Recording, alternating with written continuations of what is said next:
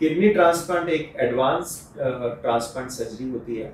जिसमें कि हमें जिन पेशेंट्स का किडनी फेल हो चुका है उनको ऑर्गन्स की ज़रूरत है, और उनको ऑर्गन्स जो कि किडनी फेल हो चुकी है उनको एक नई किडनी लगा के नया जीवन दान मिल सकता है। तो सबसे इम्पॉर्टेंट बात यह है किडनी ट्रांसप्लांट के लिए कि उनके पास ऑर्गन डोनर होना चाहिए। एज पर इंडियन लॉ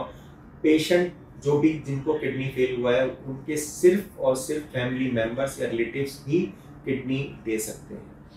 ऐसे में बहुत जगह ये क्वेश्चन आता है कि अगर उनके फैमिली में कोई डोनर नहीं है तो उनका क्या होगा। इसके लिए disease organ transplant is the option.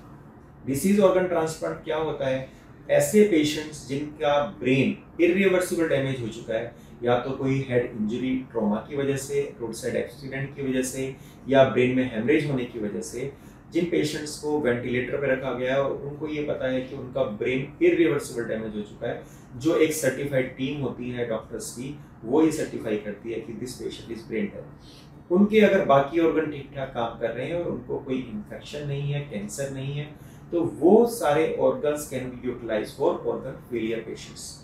तो एक आदमी जिसका डिसीज डोनर ब्रेन डेथ हो चुका है तो वो 9 लोगों की नई जिंदगी दे सकता है। कैसे? आइज डोनेट करके, हार्ट डोनेट करके,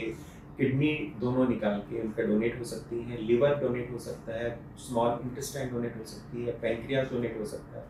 तो इस तरीके से एक आदमी लगभग 9 लोगों की जिंदगी को बचा सकता है। लेकिन सबसे इम्पॉर्टेंट बात यह है कि हमें इस चीज़ का अवेयरनेस करना है, इसके बारे में बात करनी है अपनी फैमिली में, क्योंकि जब किसी पेशेंट को ब्रेन डेथ हो जाता है तो he or she himself or herself can't give the consent. It is their family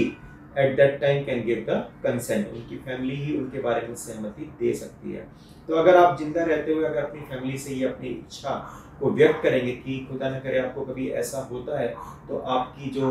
organs है वो किसी और के लिए यूटिलाइज हो सके। तो लिविंग ऑर्गन डोनेशन में सबसे इम्पोर्टेंट होता है हमारे लिए इन्वेस्टिगेट करना कि उनका रिलेशन क्या है, और सेकेंडली कि किडनी डोनेट करने के बाद, जैसे हमारे शरीर में 2 किडनी होती हैं, तो उसके बाद अगर एक किडनी डोनेट करते हो तो आपको एक किडनी पर जिंदगी भर नॉर्मली जिंदगी निकल सकती है कि नहीं, और आपको ऑपरेशन के दौरान कोई दिक्कत तो नहीं हो सकती। तो ये सब चीज़ इंश्योर करने के बाद there is a ethical committee और क्लियरेंस, उसका क्लियरेंस लेने के बाद हम ये ट्रांसप्लांट कर सकते हैं। तो कोई भी ट्रांसप्लांट होता है, जैसे कि हम किडनी ट्रांसप्लांट की बात कर रहे हैं, उसमें 2 पेशेंट्स होते हैं, एक जिनको किडनी लगनी है और एक जिनकी किडनी निकाली जाएगी। तो जिसमें किडनी निकाली जाएगी उसको हम लेप्रोस्कोपी माध्यम से करते हैं ताकि उनको कम से कम हॉस्पिटल स्टे और रिकवरी पेन हो, और जिनको लगाना है किडनी उनको हम एक पेट के नीचे वाले भाग में चीरा देके ऑपरेशन करते हैं। अगर सब कुछ ठीक रहता है तो इमीडिएट ही किडनी ट्रांसप्लांट के बाद काम करना चालू कर देती है और उनका यूरिन बनना चालू हो जाता है और वो डायलिसिस फ्री हो जाते हैं। लिविंग डोनर में हम 4 दिन तक डोनर को रखते हैं, और जबकि रेसिपिएंट को हम 1 हफ्ते तक रखते हैं। सबसे इम्पॉर्टेंट बात होती है कि रेसिपिएंट जिसको किडनी लगी है उसको रेगुलरली इम्यूनोसप्रेशन की दवाइयाँ चलती हैं, और जो कि उनको लाइफ लॉन्ग लेनी है, और देयर इज सम टाइम, तो आपको उस ही टाइम के हिसाब से लेनी है और टाइम टू टाइम आपको टेस्ट करना है। नॉर्मली हम पेशेंट्स को आफ्टर ट्रांसप्लांट 1 हफ्ते के बाद छुट्टी कर देते हैं और उनको घर में रह सकते हैं। इन्फेक्शन फ्री एनवायरनमेंट, थोड़ा सा क्लिनिक का सबका ध्यान रखना है और खाने पीने का ध्यान रखना है, और उसके बाद वो वीकली और twice weekly as per the patient to patient they can come to our OPD and consult कर सकते हैं अपनी बीमारी के बारे में, और उसको रेगुलरली चेकअप करना है। बट इतना सब लिविंग डोनर करने के बाद भी इंडिया में लगभग हम 10 to 15,000 kidney transplant as a whole community of the transplant we do, but there is a huge gap between the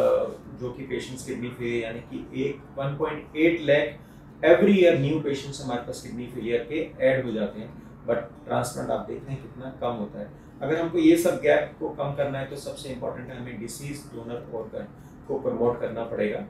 जिससे कि हम एक आदमी 9 लोगों को नई जिंदगी दे सकता है। अदरवाइज वो आदमी अपनी जिंदगी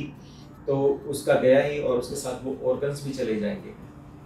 तो जब भी कभी भी हमारे पास डिसीज डोनर आता है, यानी कि हमें पता चलता है कि पेशेंट ब्रेन डेथ है, so there is a protocol in our hospital कि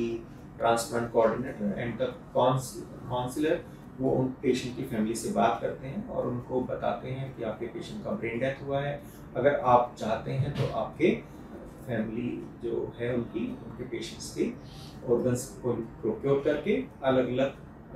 एज पर नोटो, जो कि हमारी एक नेशनल बॉडी है, वो डिसाइड करती है कि कौन सा ऑर्गन कौन से हॉस्पिटल में शेयर किया जा सकता है। और फिर उसकी एक पूरी प्रक्रिया होती है जो 6 से 8 घंटे में लगभग पूरी हो जाती है। यानी कि मानो अगर आपके सेंटर से हर्ट निकला है तो दूसरे सेंटर में हर्ट जाना है, सेम ब्लड ग्रुप का है, मैचिंग है, ये सब चीज़ देखते हैं, क्रॉस मैच का टेस्ट करते हैं, उधर भी पेशेंट्स की तैयारी होती है। तो लगभग अगर एक शहर में अगर ब्रेन डेड ऑर्गन का ट्रांसप्लांट होता है तो लगभग 5-6 सेंटर उसमें इन्वॉल्व होते हैं, लगभग 1000 people, even our police administrator सब इसमें इन्वॉल्व होते हैं। तो ग्रीन कॉरिडोर क्रिएट करना है ताकि ऑर्गन्स टाइम पे पहुंच पाएँ, क्योंकि हर एक चीज़ की एक लाइफ सेविंग टाइम होता है। अगर हम हार्ट की बात करें तो 4 आवर के अंदर उसको ट्रांसप्लांट होना होता है। लिवर के लिए हमारे पास 12 to 18 आवर्स हैं, किडनी के लिए we can have up to 24 hours, but as early as possible अगर हम कोई भी ऑर्गन को ट्रांसप्लांट करेंगे तो उसके रिजल्ट अच्छे आएंगे।